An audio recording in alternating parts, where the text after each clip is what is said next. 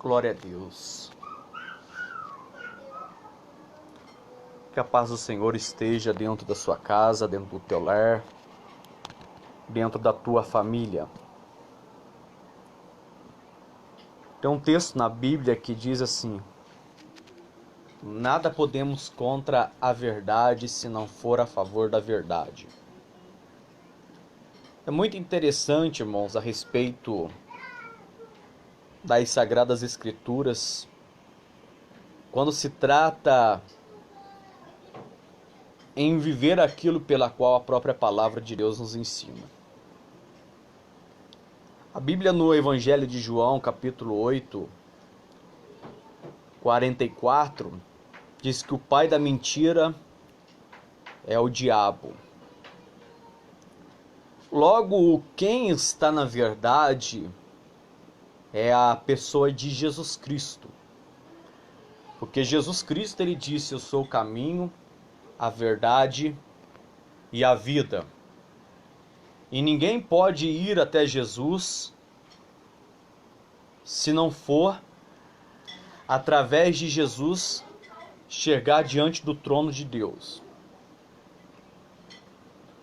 É muito notório dos irmãos de que quando nós nos deparamos com a situação pela qual a pessoa padece e chega a óbito, nós, através dos nossos sentimentos do ser humano, logo nós dizemos que essa pessoa ela foi morar com Deus. Mas existe uma realidade oculta por trás dessa verdade, que da qual muitas pessoas acabam por si próprio trazendo uma realidade que não é a verdade. E se existe uma coisa pela qual nós devemos optarmos, nós que somos cristãos e desejamos optarmos pela verdade de Cristo, é de estarmos constantemente com a nossa vida pautada na realidade pela qual a Bíblia nos ensina. Porque existe diferença, irmãos, entre aqueles que servem a Cristo e aqueles que não servem. Haja visto de que o próprio Jesus Cristo, quando se trata de igreja, certa vez disseram para ele: quer que nós arrancamos o joio do meio do trigo? Aí Jesus disse, não, deixai-a, para que a mesma cresça, para que no dia da consumação nós venhamos arrancar o trigo do meio do joio. E o trigo será posto de um lado e o joio será queimado. Na igreja de Deus é de igual modo, irmãos. Na igreja pela qual nós escolhamos a Deus para servir, ela tem que estar embasada nas Sagradas Escrituras. Porque simplesmente de nós pensarmos aonde é que nós iremos passar a nossa eternidade, aonde que nós iremos descansar, porque a verdade das Sagradas Escrituras, ela aponta de que aquele que parte com Cristo, ele vai para um lugar de descanso, hoje denominado ou chamado seio de Abraão. Porém, aquele que parte sem Cristo, ele vai para um lugar de tormento, denominado o Hades. O Hades, ele é um tipo de inferno, mas ainda não é o inferno na realidade. O Hades, ele é considerado, segundo alguns historiadores, afirmado por alguns irmãos, como o lixão de Israel. Segundo alguns historiadores, diz que no lixão de Israel, há um tempo atrás, na época em que Jesus Cristo peregrinou sobre este mundo, ele considerou como o Vale de Rinom. Esse lugar era o lugar onde era depositado vários dejetos, sobra de comida, de animais que morreram, pedaços de pessoas em estado de putrefação. E como é de natural, nos tempos atrás, os lixões, tacar fogo para incinerar, para que possa queimar aqueles dejetos, Jesus Cristo parando diante deste vale, ele vai dizer que para aquele que parte sem Cristo, será semelhante a este lugar. Por quê? Porque lá o fogo ardia continuamente, os bichos nunca morriam, por quê? Porque eles viviam entrando nas carnes, nos restos de dejetos que existiam naquele lixão. Então o fogo ele nunca apagava e o bicho nunca morria. Aí Jesus vai trazer uma ilustração a respeito do que era o Hades. E o próprio homem sepultado, que foi levado para o Hades, aquele homem rico, o próprio mesmo vai testificar e dizer, e vai clamar dizendo: Pai Abraão, mande que Lázaro, ou peça de que ele molhe a ponta do seu dedo, e ele venha refrescar minha língua, porque eu estou num lugar de tormentos. Aí vai ouvir uma voz dizendo: na terra você já conseguiu, você conquistou os seus bens. Este não, ele só males. Agora, porém, está este aqui no seio de Abraão, vivendo em perfeita harmonia, em paz, gozando de uma tranquilidade. Porém, você que já recebeu os seus bens neste mundo, infelizmente, você agora está padecendo no lugar denominado Hades. E de certo que a Bíblia vai ilustrar e dizer que existia um abismo. Os que estavam lá não podiam passar para cá, e nem os que estavam cá poderiam passar para lá. A realidade, irmãos, é esta. O problema é que muitas das vezes nós, cristãos, existem algumas pessoas que estão invertendo a vertente da palavra de Deus. É muito normal hoje, nos dias em que nós estamos vivendo, nós temos vivenciado dias difíceis, pelas quais a própria palavra de Deus diz que o amor de muitos iriam se esfriar, por multiplicar a iniquidade.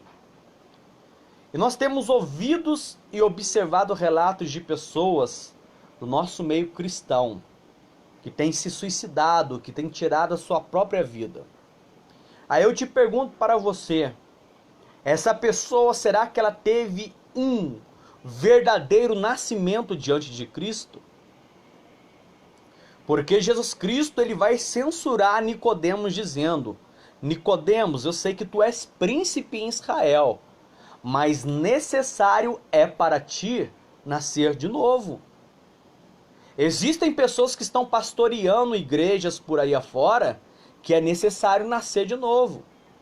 Está precisando dar um mergulho no mundo espiritual, pedir discernimento ao Espírito Santo para que possa abrir a sua mente segundo as Sagradas Escrituras, porque o que eles estão pregando aí é uma novidade que já vem arrasando a vida de muitas pessoas. A vida financeira estável, em que o cristão não pode padecer por sofrimentos. Se o cristão não pode padecer por sofrimentos, eu vou rasgar da minha Bíblia o livro de 2ª carta aos Coríntios, aonde ali ele vai relatar um dos maiores sofrimentos a um dos grandes mártires que viveu nessa terra, denominado apóstolo Paulo. O apóstolo Paulo ele vai dizer que por amor a Cristo, ele sofreu naufrágio, ele padeceu fome, necessidade, perigo entre os da sua nação, entre falsos irmãos. Ele recebeu uma quarentena de açoite por várias vezes. O apóstolo Paulo teve que fugir, descendo por uma janela por certa vez para não ser morto. Quando aquele homem pregava a palavra de Deus, pessoas se convertiam ao evangelho. Por quê? Porque ele vivia aquilo pela qual as Sagradas Escrituras nos ensinam, pela qual devemos viver. É muito interessante uma passagem do apóstolo Paulo que me chama muita atenção, é quando ele vai chegar em Atenas. E quando ele chega em Atenas, ele sai para andar na rua de Atenas. E segundo os historiadores, diz que o apóstolo Paulo ele vai dizer que em Atenas era mais fácil encontrar um Deus feito pelas mãos humanas do que um próprio ser humano andando pelas ruas de Atenas. Haja visto que naqueles dias haviam catalogado mais de 35 mil deuses. Então o apóstolo Paulo ele entra com a sua palavra pregando aos atenienses a respeito de Jesus Cristo. E é muito interessante que nós, da qual estamos neste meio evangelho, nós temos uma infraestrutura dada pelo Espírito Santo, de que nós devemos renovar as palavras de Deus pelas quais saem de dentro de nós. Se existe uma coisa que nos dias de hoje tem acontecido muito, é a preocupação no que nós havemos de dizer. Haja visto que a própria palavra de Deus diz que nós não devemos nos preocuparmos com o que havei-vos de dizer, porque na hora o Espírito Santo nos dará a palavra nas nossas bocas. Por isso que muitas vezes nós ficamos frustrados, quando nós ali passamos horas e horas e horas, muitas vezes redigindo alguma mensagem para pregar em um determinado local. E infelizmente, quando nós somos guiados pelo Espírito Santo, quando nós chegamos a este lugar, você vai perceber que o Espírito Santo ele não quer ser direcionado pela mensagem que você redigiu dentro da tua casa. O Espírito Santo quer que você abra a tua boca e que ele coloque as palavras de Deus na sua boca. E então você vai ver que a esfera do culto se torna totalmente diferente. Por quê? Porque a dependência do culto, ele não está sobre as suas palavras, mas sim sobre as palavras que o Espírito Santo colocará dentro de ti. Então o apóstolo Paulo, ele é levado por alguns atenienses ao Areópago naquela época. Então ele começa a andar dentro daquele Areópago, e é muito interessante que ele vai vendo vários deuses, e embaixo de cada deus, ou em cima, não me lembro mais, era escrito o nome de cada deus. Até que ele depara com um lugar onde existia escrito assim, ao Deus desconhecido. Só que neste lugar não havia nenhum tipo de imagem de escultura, estava vazio. Então o Espírito Santo vai dizer através do apóstolo Paulo: este é o Deus pela qual eu sirvo. Porque estava escrito assim, ao Deus desconhecido, e não havia imagem alguma. O nosso Deus é este Deus, pela qual muitas vezes nós não conseguimos ter a percepção visual de vê-lo passeando dentro da igreja, mas através da sensibilidade do Espírito Santo, nós conseguimos sentir que ele se faz presente. Nós tivemos recentemente, dentro da nossa igreja, 3 dias de Aviva Jovens. E por misericórdia, Deus colocou eu e minha esposa à frente deste grupo.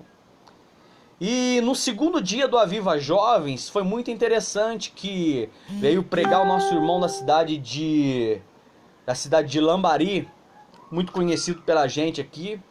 E na humildade da sua palavra, Deus usou de uma forma tremenda. E no final nós fomos marcados pela efusão, pelo derramar do Espírito Santo, onde Deus batizou 2 pessoas com o Espírito Santo, renovou a maioria das pessoas que estavam ali presentes, e a palavra eram umas palavras humildes, eram palavras das quais tem fugido da direção de muitos pregadores nos dias de hoje. Nós queremos impactar as pessoas através da semântica, através da liturgia do culto, através muitas vezes da demonstração de palavras persuasivas humanas. São palavras que nós entendemos e que, se nós estudarmos através da teologia, muitas vezes, nós traremos conhecimento. Conhecimento para nós. Aí eu aprendo com a humildade de Jesus Cristo. Jesus Cristo, ele não usou de palavras dos filósofos daquela época, de Platão, de Sócrates, desses homens por aí afora. Jesus Cristo, ele tinha a incumbência de ser como Filho de Deus, 100% homem e 100% Deus. Ele, como homem, ele padecia as mesmas necessidades que nós sofremos. Aflições, fome. A própria palavra de Deus diz que ele se tornou um carpinteiro em Nazaré.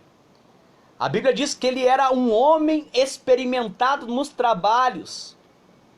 Jesus Cristo, a palavra de Deus diz que Jesus Cristo, como homem, ele padeceu sede, ele padeceu fome, ele sentiu dores, mas como Deus, certa vez, quando foram lhe prender, ele vai repreender os seus discípulos dizendo: não sabia vós que, se eu quisesse, eu oraria ao Pai agora, e ele enviaria para mim 12 legiões de anjos? Você sabe o que é uma legião de anjos considerado naquela época? Uma legião é como se fosse uma legião de soldados romanos. Eles compunham, em sua maioria das vezes, de 3.000 a 5.000 soldados. Então você imagine só, Jesus Cristo falando que, se ele quisesse, ele oraria ao Pai, e o Pai enviaria para ele 12 legiões de anjo. Imagine só, 12 vezes 5.000. É muito anjo, irmão. É muita glória quando Jesus Cristo pregava. Só para que você possa ter uma compreensão, quando nós falamos da área da angiologia, certa vez fizeram várias afrontas a Ezequias. Ezequias era rei de Judá naquela época. E Rabizaque, então, ele traz cartas e manda entregar a Ezequias. E Ezequias, ele tinha lá o seu comprometimento com Deus. Então diz as Sagradas Escrituras que Ezequias, ele pega as cartas de afronta, ele vai a um determinado local, ele vai apresentar as afrontas a Deus. Sabe quem era Ezequias? Ezequias era aquele rei pela qual estava doente de uma enfermidade mortal, que a própria Sagradas Escrituras ensina de que o profeta Isaías vai ter com ele, e quando o profeta Isaías vai ter com ele, vai dizer para ele assim: olha, Ezequias, coloca a tua casa em ordem, porque tu morrerás e não viverás. E quando o profeta Isaías estava no pátio para sair da casa de Deus, veio novamente a palavra de Deus a Isaías dizendo: Isaías, volte a Ezequias e torne a falar para ele que eu acrescentarei 15 anos na sua vida, porque eu ouvi as suas orações. Irmão, se existe algo que comove o coração de Deus, é as lágrimas dos seus santos. É as lágrimas do cristão verdadeiro, daquele que realmente quer fazer a diferença neste mundo. Aquele que dobra o seu joelho, ou que vira na sua própria cama no canto e vai falar com Deus, pode ter certeza que ele terá respostas das suas orações. Ela pode até demorar um tempo para chegar, mas que ela virá, ela virá. Então, na mesma hora, Deus mudou a sentença de Ezequias. Então, Ezequias, ele tinha lá a sua forma de estar diante de Deus. Ezequias, ele tinha o seu lado diante de servir ao seu Deus. Então, diz as Sagradas Escrituras que ele pega as cartas e ele apresenta a Deus. Então Deus envia novamente quem? O profeta Isaías. E quando ele envia o profeta Isaías, diz as Sagradas Escrituras, ao enviar o profeta Isaías, ele vai dizer para ele as seguintes palavras, de que nenhum soldado ou legião de soldados que viriam contra os israelitas haveriam de entrar ou lançar as suas flechas contra os israelitas naquela época, porque Deus haveria de julgar as suas pelejas. Quão interessante é isso para nós pararmos para refletirmos. Então, depois da palavra que Deus deu a Isaías, confortou o coração de Ezequias. Ezequias ficou em paz. Sabe o que aconteceu no outro dia? Deus ele vai enviar um anjo. E 145.000 assírios estavam todos em corpos mortos do lado de fora. Simplesmente porque afrontaram ao Deus de Israel. Quem é este Deus de Israel, irmão? É este Deus que nós pregamos. Esse Deus triuno. Aonde, na sua essência, nós hoje fazemos a soma aí. 1 mais 1 mais 1 dá 3. Mas na soma de Deus, 1 mais 1 mais 1 é 1. É o Deus Pai, o Deus Filho e Deus Espírito Santo da sua sagrada trindade. Nós, os pentecostais, acreditamos na Santíssima Trindade, onde existe o Pai, o Filho e o Espírito Santo. Tanto é que existe de que quando Jesus Cristo ele vai ter com João Batista para ser batizado pelo mesmo, a Bíblia diz que João, ao descer Jesus Cristo nas águas do rio, desceu sobre Jesus uma pomba, que simbolizava o Espírito Santo, e uma voz do céu que dizia: "Este é meu filho amado, a quem eu me comprazo." Então estava Jesus em sua forma de corpo humano, sendo batizado por João Batista, a pomba que simboliza o Espírito Santo e a voz de Deus do céu, que era o Pai de Jesus, dizendo que este é o meu filho amado, a quem eu me comprazo.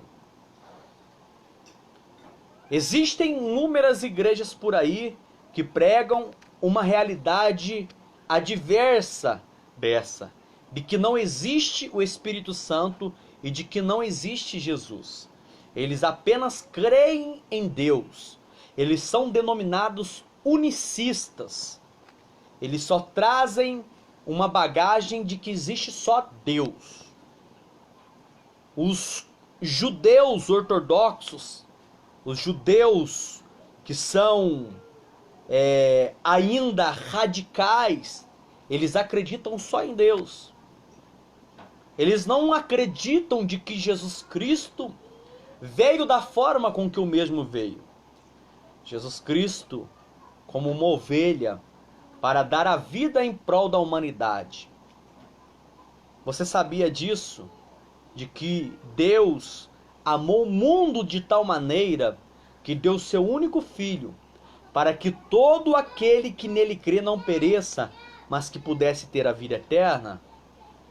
Ele deu seu filho por causa de você, por causa de mim. E isso é o ofício da igreja dos dias de hoje. É de demonstrar a realidade bíblica pela qual Deus enviou seu filho a este mundo.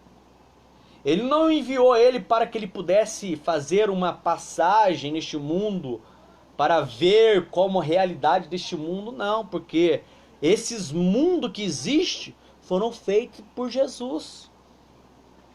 O mundo pela qual nós pisamos foi feito por ele.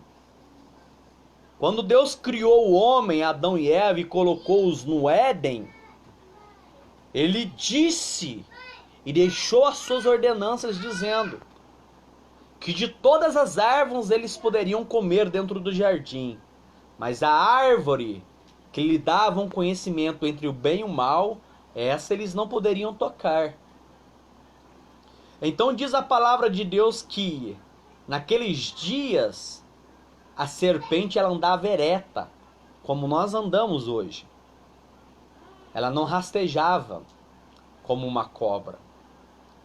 Então diz que o inimigo, sendo um espírito, um ser espiritual, Satanás, que era um anjo de luz, o Lúcifer, que foi precipitado para a terra com a terça parte de anjos do céu, que hoje se tornaram demônios, que muitas vezes ocupam o espaço dentro de muitas vidas, porque o nosso corpo é templo.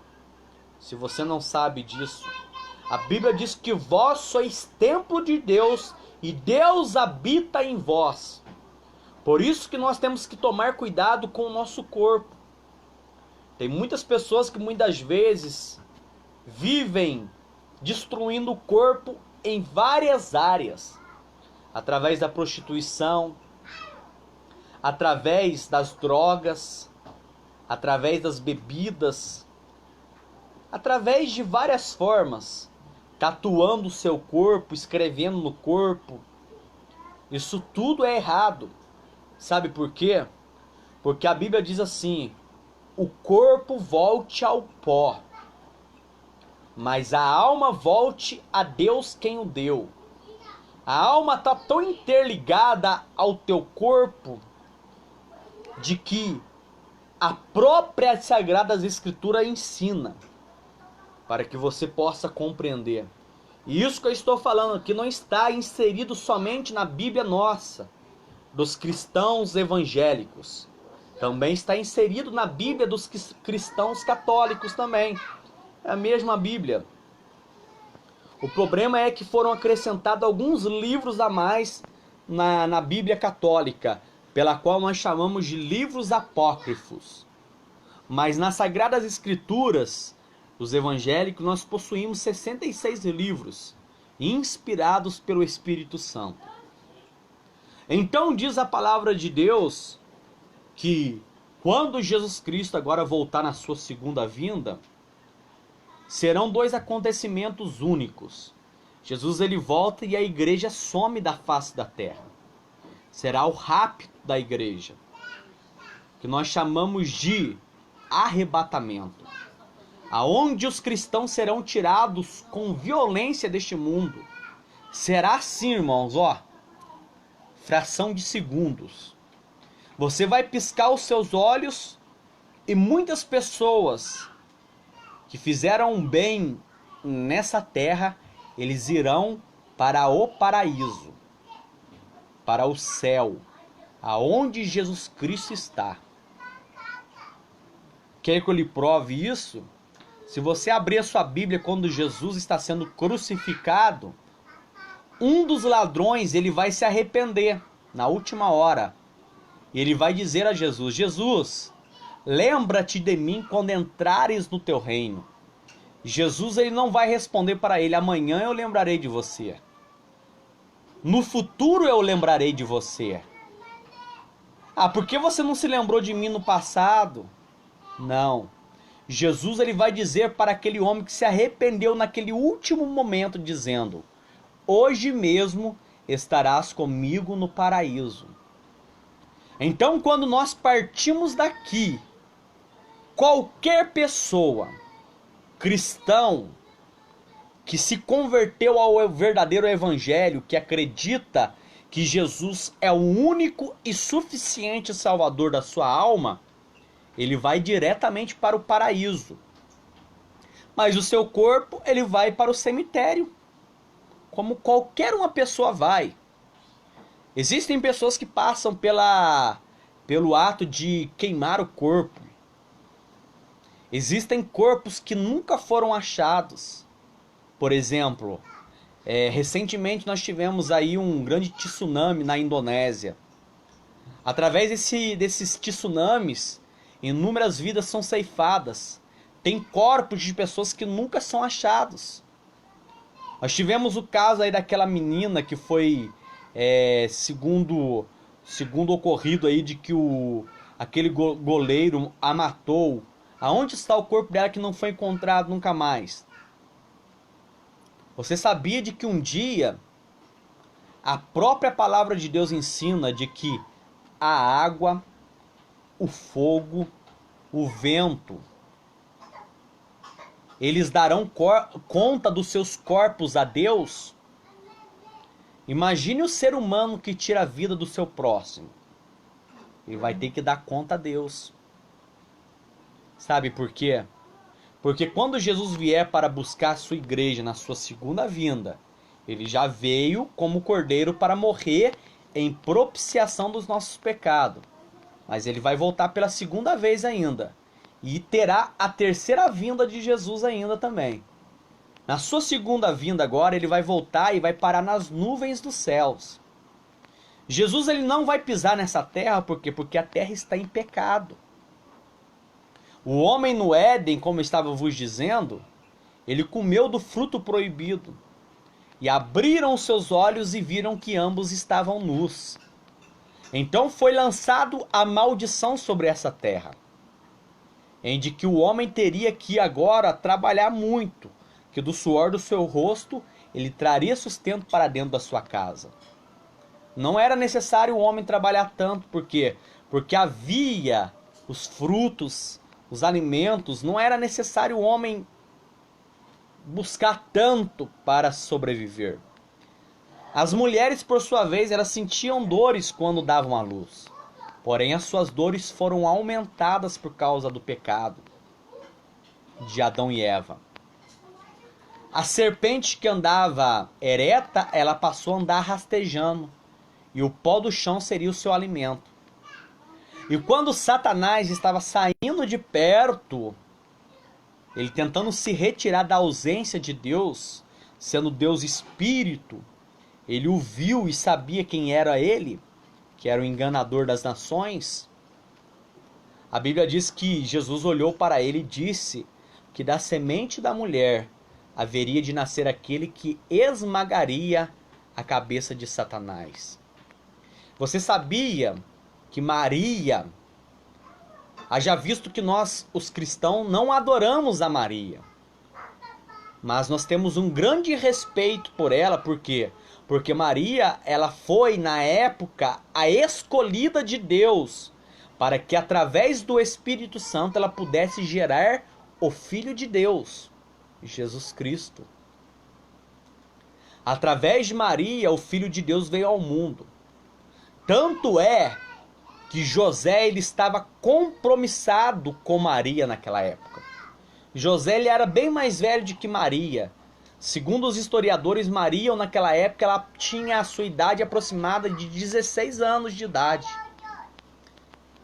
Só que Maria, ela não veio ao mundo através de uma relação sexual.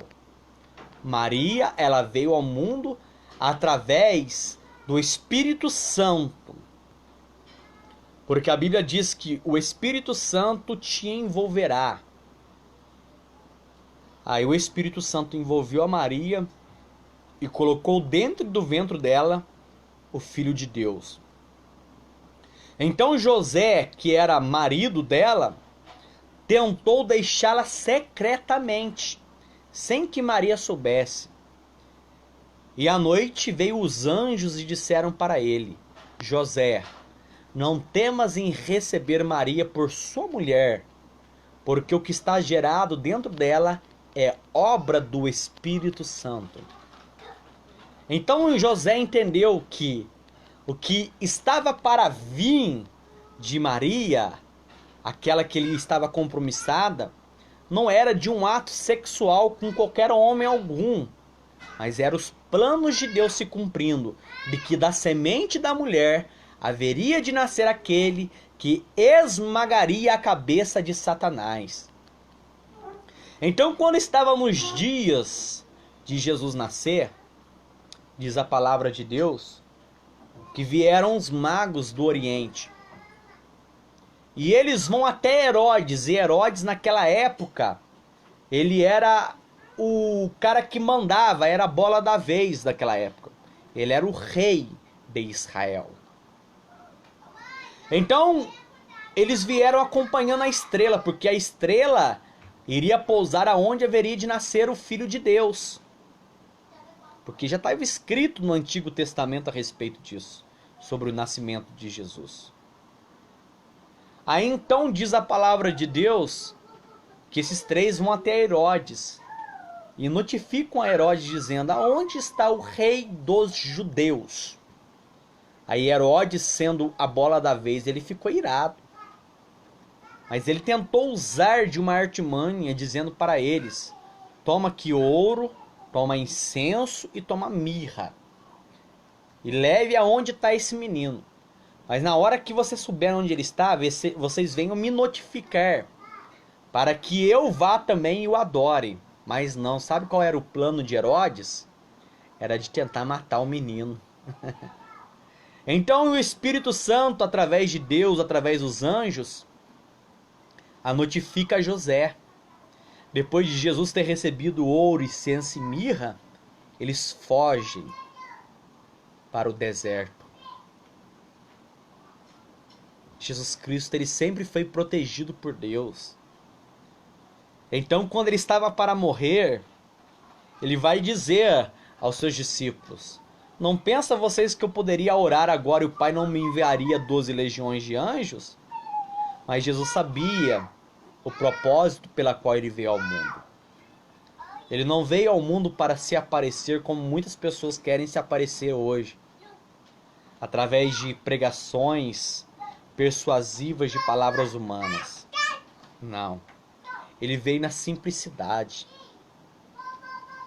Jesus Cristo andava de jumentinho. Jesus Cristo andava a pé para pregar a palavra. Jesus Cristo nunca cobrou para ir na casa de ninguém para fazer milagres.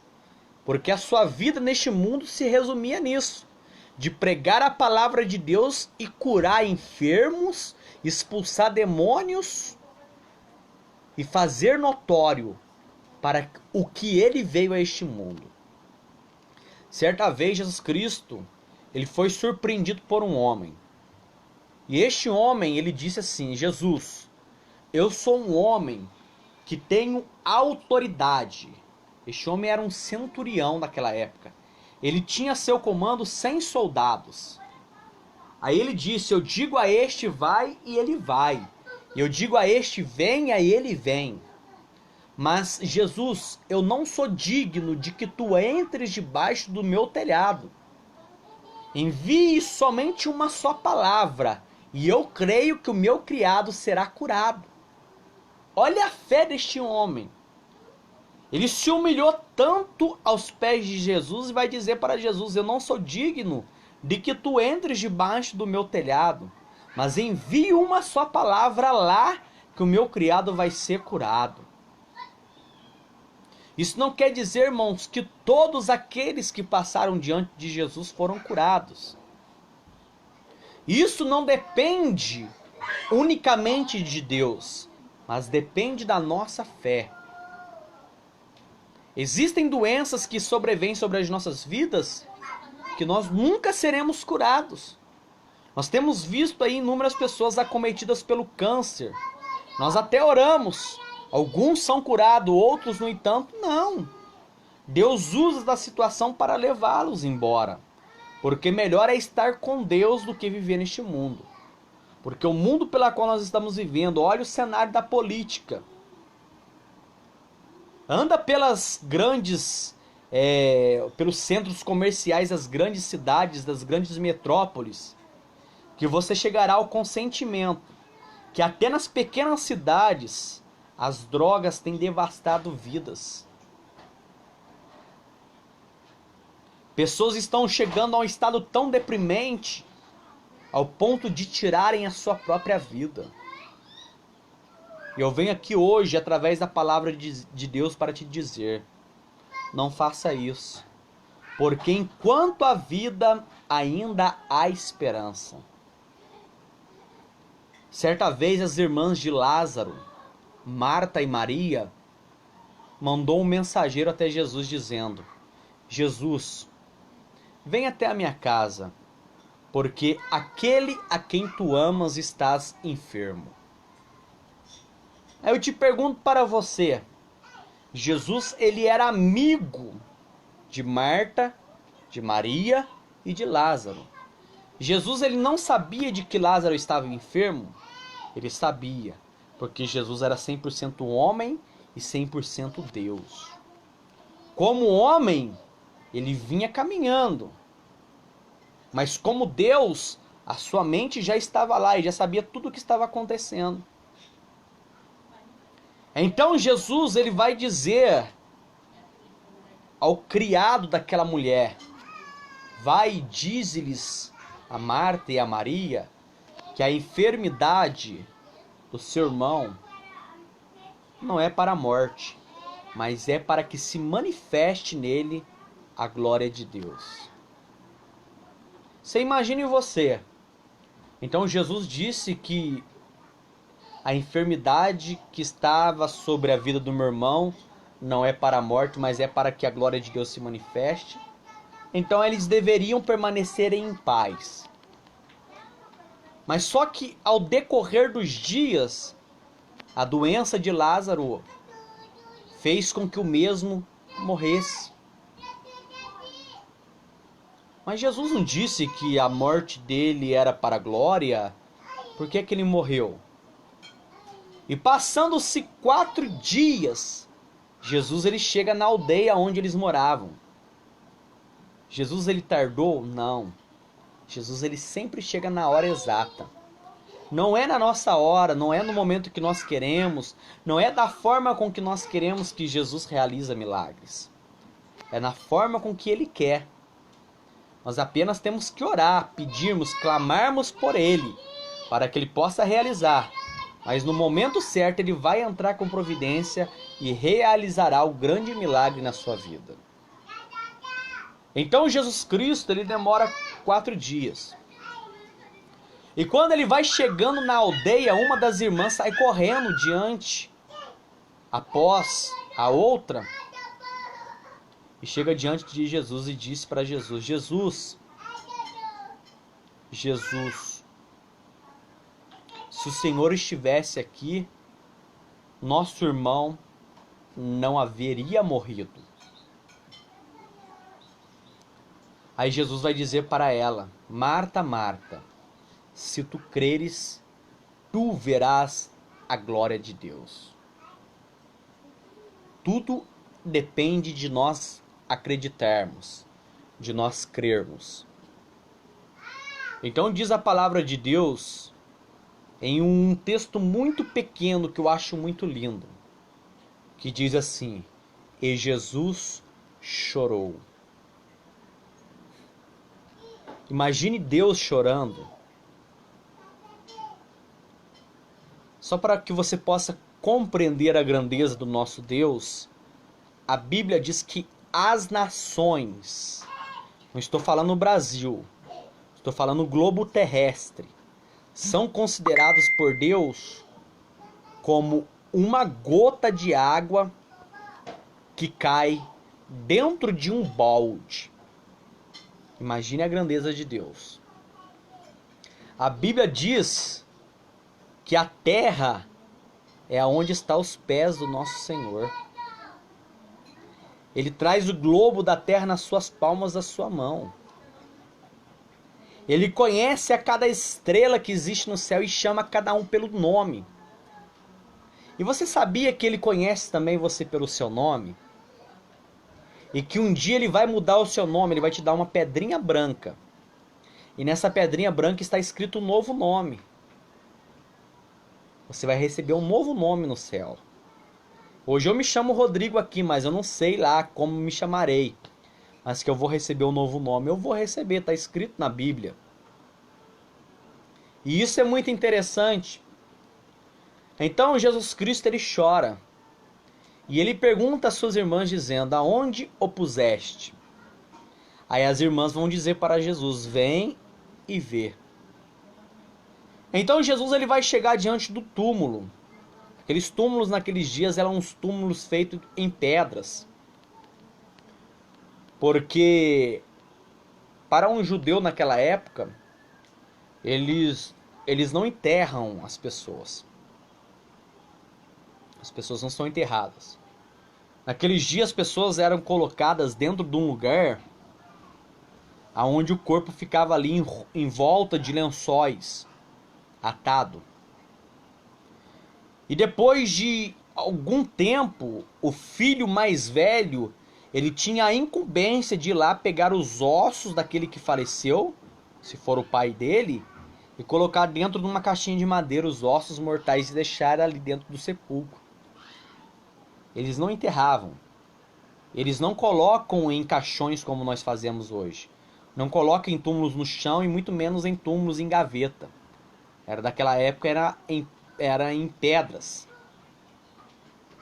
Então eles volviam a pedra para colocar ali por causa do cheiro que exalava em estado de putrefação a carne.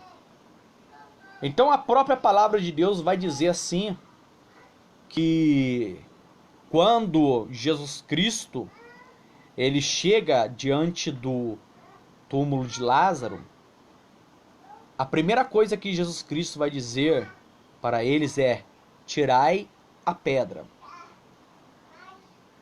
Para que o milagre possa acontecer nas nossas vidas, eu aprendi esses dias, nós temos que largar as pedras.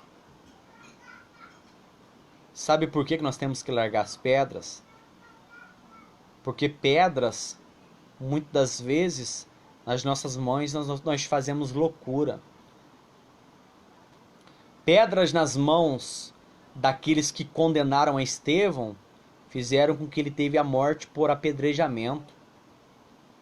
Pedras nas mãos daqueles homens que trouxeram até Jesus a pecadora pega no ato de adultério, segundo a lei ela deveria ser apedrejada. Mas Jesus ele olha para a multidão e diz: aquele que não tem pecado, seja o primeiro a atirar a pedra. Então, desde o maior até o menor, no que tange a sua forma de viver naquela época, foram deixando as suas pedras e saíram.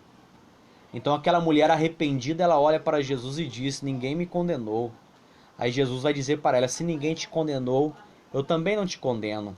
Vai-te em paz e não peques mais. Então todas as vezes nós temos que tirar a pedra nos nossos caminhos. Então Jesus mandou que tirasse a pedra. E é muito interessante, na onde que Lázaro estava sepultado, havia vários outros sepulcros de várias pessoas. Se Jesus ele chegasse ali e gritasse assim: morte, saia de todos, e que todos que estão aí ressuscitem agora e saiam para fora, irmãos, ia ser um reboliço muito grande. Ia ter inúmeros corpos sendo ressuscitados. Mas Jesus ele foi com a única função, com o único objetivo, é de dar a vida ao seu amigo Lázaro. Por isso que ele chega ao túmulo de Lázaro, e ele vai gritar Lázaro pelo seu nome. Vai dizer: Lázaro, saia para fora. Ele é atado, pés e mãos. E as suas irmãs vão ainda dizer para Jesus: Jesus, já é de 4 dias, está cheirando mal. Para Jesus não importa, irmãos, se é de 4 dias, se é de 3 dias, se é de 1 mês, se é de 1 ano que você está enfrentando essa situação. Nós temos que apenas acreditarmos e tirarmos a pedra, para que ele possa chegar e chamar o nosso milagre pelo nome. Eu estou à espera de um grande milagre da parte de Deus. E este milagre virá da parte da mão do meu Deus. Porque Deus, ele é advogado por excelência. Ele é o nosso Deus. Não existe causa impossível para ele. Para nós as coisas são difíceis. São demasiadamente difíceis, mas para Deus nada é impossível. Para Deus, irmãos, as coisas mais difíceis que nós nos deparamos em todas as situações das nossas vidas podem parecer intransponíveis, mas para Deus nada é impossível. Deus, neste momento eu quero orar, Senhor, em favor de vidas.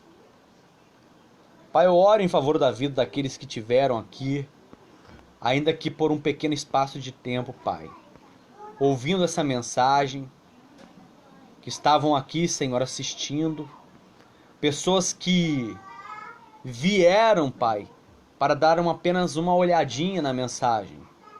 Abençoa essas vidas com poder e grande glória.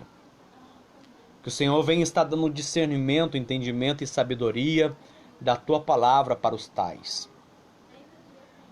Pai, eu te peço sobre a vida de cada um dos nossos irmãos da nossa igreja e das outras igrejas espalhadas pelo mundo afora. Pessoas que ainda não se renderam diante de Acabe e muito menos de Jezabel. Pessoas que ainda têm comprometimento com as Sagradas Escrituras. Levante eles, ó Pai, com poder e grande glória nesses últimos dias, para fazerem a diferença neste mundo. Porque se o sal se torna insípido, para nada mais aproveita a não ser para ser pisado pelos homens. Mas quando o sal, Senhor, ele dá o sabor, ele tempera, ele ainda se torna agradável. Assim é a vida do crente, Pai. Eu te peço, abençoa a vida dos teus filhos. Pai, eu oro em favor da minha casa, da minha família. Não deixe faltar o pão. Não deixe faltar, Pai, a força, para que nós venhamos levantar a cada dia e sermos gratos a Ti, Pai, por mais um dia de vida. Ainda que nós passamos pelo vale da sombra e da morte, todavia o Senhor não tem nos desamparado. O Senhor não tem deixado faltar o alimento sobre a nossa casa. O Senhor tem cuidado de nós nos mínimos detalhes, Pai. Pai, eu te peço que o Senhor envie as suas provisões, porque o Senhor ainda tem os seus corvos. O Senhor ainda tem os seus profetas que não estão dormindo, Pai, que ainda não estão brincando. Porque certa vez, Pai, 3 reis, eles estavam diante do deserto. E diante da caminhada de 7 dias lhe faltaram água. Voltar já estava difícil. E irem à frente com seus exércitos estava muito perigoso. Não havia como, Pai. A sede havia tomado conta dos animais. Então diz a palavra de Deus que estava entre eles um rei justo. Então este rei, ele vai perguntar se não havia profeta naquela localidade.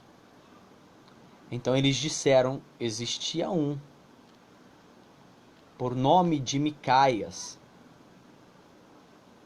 Existia um homem. Sempre existirá alguém, seja o Eliseu, Micaías, seja o Elias, seja quem for, mas Deus vai te enviar para que você possa se alegrar no Senhor, porque Ele não vai desamparar. O salmista diz, eu fui velho, agora sou jovem. Porém, eu nunca vi um justo mendigar o pão, e nem a sua descendência passar necessidades. Deus, ele não desampara os seus de forma alguma. Se existe um veículo de comunicação que faz com que nós nos aproximamos diante de Deus, é aquilo que nós chamamos de joelho. E existe os nossos lábios, existem as nossas lágrimas, e existe aquilo que permeia. Nós batemos no coração, mas é aqui, ó, na nossa mente. Porque muitas vezes quando a Bíblia fala de coração, ela não está falando no coração, ela está falando da mente. A Bíblia diz assim, rogo, pois, irmãos, que apresentei-vos a Deus o vosso corpo, a um sacrifício vivo, santo e agradável a Deus, que é o vosso culto racional. Raciocínio, mente, não é coração. Tudo é programado aqui, ó, dentro da sua cabeça. O coração nosso é apenas um órgão que bombeia sangue para o seu corpo. Tudo que o homem faz é projetado aqui, ó. É mente. Por isso o salmista diz: Senhor, unge a minha cabeça com óleo e o meu cálice transborda. A unção, ela vem sobre a cabeça e ela é derramada sobre a barba de Arão. Então Deus, ele assim o age, irmãos, quando ele quer nos abençoar. Acredite, Deus tem o melhor para a sua vida. Deus, eu te peço em favor da vida dos casais. São tantas pessoas, ó Pai, que estão se divorciando, que estão passando por momentos estreitos, ó Pai. Eu te peço em favor da vida dessas pessoas. O Senhor coloque anjos para os livrarem. Porque a própria palavra de Deus diz: vigiai, orai e olhai. As pessoas muitas vezes, elas vigiam e não oram. Oram e não vigiam. Muitas vezes vigiam e oram e não olham. Muitas vezes olham e esquecem de vigiar e orar. São 3 coisas que tem que acompanhar a vida de um cristão. Vigilância em todo o tempo. Por que é que Deus fez com que descessem as águas aqueles soldados? E Deus vai dizer que somente 300 estavam aptos para irem à batalha. Sabe por quê? Porque havia uma forma, a forma com que o povo fosse beber a água seria a resposta de quem iria com o homem de Deus à batalha e aquele que deveria voltar. Aquele que baixasse as águas e tomasse as águas, trazendo a sua boca, olhando ao redor com vigilância, esse seria posto à parte. Mas aquele que como um cão desce para tomar a água sem vigilância alguma, esse deveria voltar. Então Gideão, de 32.000, fora os covardes e medrosos que voltaram na primeira légua, ele teve apenas 300. E detalhe, você acha que eles tiveram que pelejar com suas espadas? Não. Deus deu uma estratégia para vencer os seus inimigos. Ele sempre nos dá uma estratégia para que nós possamos vencer as nossas empreitadas do dia a dia. Sabe o que eles deveriam levar consigo? Buzinas, cântaros e tochas acesas. E de que quando Deus mandasse eles tocarem as buzinas, quebrarem o tachos com suas tochas acesas, haveria de criar uma ilusão ótica. E os soldados que estavam, eles haveriam de padecer. Então, é assim que Deus faz. Deus, ele envergonha os nossos inimigos, sem muitas vezes nós temos que usar as nossas próprias mãos. Deus, em nome de Jesus Cristo, em nome do teu Filho, nós entregamos a todos aqueles que muitas vezes têm se levantado contra as nossas vidas, para tentar nos destruir, Pai. Nós te pedimos que o Senhor não o julgue, não os pese a sua mão, porque a sua mão é muito poderosa, mas nós a entregamos diante de ti, Pai, porque o Senhor sabe como fazer e como agir na mão com essas pessoas. Nós não iremos revidar, nós não iremos falar nada, Nós simplesmente pedimos a Ti justiça por todos aqueles que têm se levantado contra a nossa casa, contra os nossos filhos, contra a Tua igreja, contra os nossos irmãos. Entre com providência, Pai, e abençoe, Senhor, as nossas vidas. Não deixe faltar sobre as nossas casas, Pai, aquilo que é necessário. Senhor, use da provisão, Pai, para que possamos pagar as nossas contas que estão muitas vezes atrasadas. O Senhor é um Deus fiel para fazer isso. Nós acreditamos no Teu milagre, porque Tu és Deus e nós somos os Teus filhos. A Bíblia diz: o filho honra o pai e o servo o seu senhor. Nós estamos aqui através dessa mensagem para Te honrar, para Te glorificar e exaltar o Teu nome. Que Deus te abençoe poderosamente em nome de Jesus. Se possível for, compartilhe essa mensagem para que outras pessoas possam terem um conhecimento, meditarem na palavra um pouquinho. O que nós precisamos é de Bíblia. Nós não precisamos de conhecimento humano. Nós precisamos que as pessoas abram as suas bocas e falem de Deus. Deus te abençoe em nome de Jesus.